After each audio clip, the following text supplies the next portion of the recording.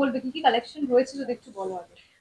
প্রথার নতুন কালেকশন বলতে যেটা একদম সেটা প্রথা করেছে, যেটা ছেলেদের ছেলেদের তো নানান রকম আমাদের ক্ষেত্রে অভিযোগ থাকে যে ছেলেদের জন্য ভাবি না। এবারে প্রথমেই আমি ভেবেছিলাম ছেলেদের জন্য কি করা যায়।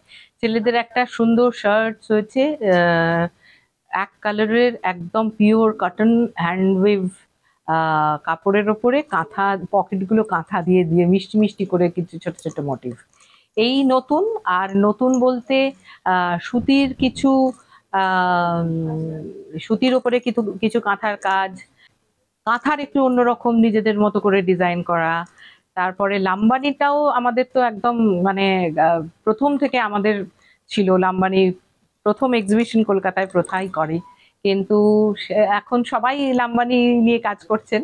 কিন্তু তবু আমরা কিছু নতুন নতুন জিনিসের উপরে লাম্বানির কাজ করিয়েছি।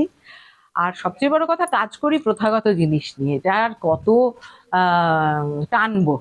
মানে যারা প্রথাগত জিনিস ভালোবাসেন তারাই আসবেন, এবং যারা এই কাপড়গুলো তৈরি করেন তারাই কিছু কিছু নতুন ডিজাইন করেন, যেমন গাদওয়ালের ওপর কালামকারীর কাজ করা বা এরকম কিছু কিছু নতুন নতুন জিনিস আছে। আর কিছু প্রিন্ট, আমরা গামছার শার্টটা গরমকালে করেছিলাম, একদম পিওর হ্যান্ডওভেন গামছার ওপর শার্ট, বলতে কোনো অন্য কোনো ডিজাইন না, একদম টিপিক্যাল যেরকম শার্ট আমরা পরি সেই শার্টটা আমরা বানিয়েছিলাম, এবং সেটা প্রচন্ড মানুষ ভালোবাসেন। আমার নিজেরও এক এক সময় মনে হয় যে শোতে গামছা শার্ট পরে যদি গান গাইতে পারতাম। যাই হোক, সেটা করিনি কারণ সেটা আমাকে মানায় না অতটা। এইরকমই সব নতুন জিনিস। আমরা